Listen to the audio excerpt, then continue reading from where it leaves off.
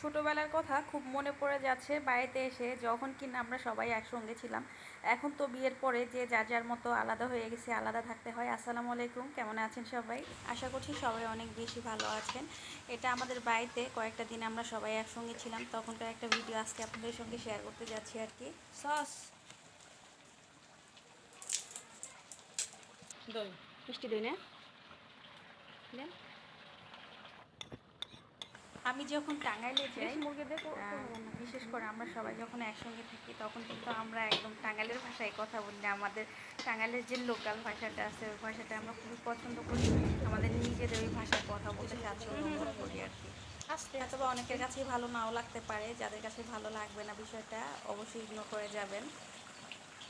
এই তো রান্না করতেছে আমার মেঝো বোন, সে তো একদম পাকা রাঁধুনি, খুব ভালো রান্না করতে পারে। আমার প্রত্যেকটা বোনই খুব ভালো রান্না করে, আর আমার বড় বোনের রান্না তো অতুলনীয়, এটা আসলে বলে বোঝাতে পারবো না।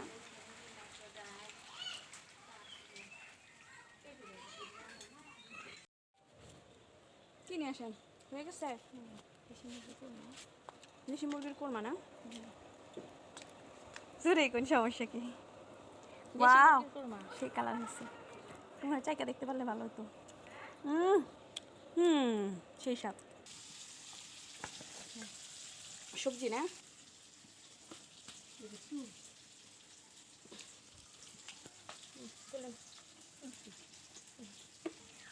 আস্তে আস্তে হাত স্লোলি নেবেন।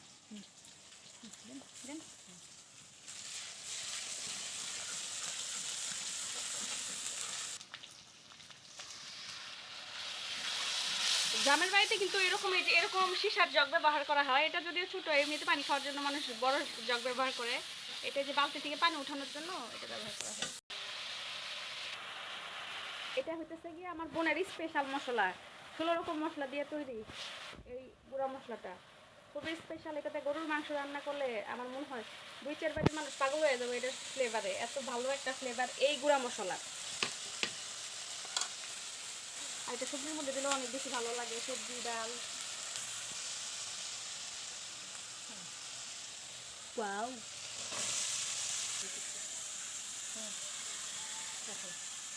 আরও সবজি দিয়ে দেওয়া হইতেছে, যদি মশলাটা লেগে যায়, জন্য আগে কিনে রেখে দিল।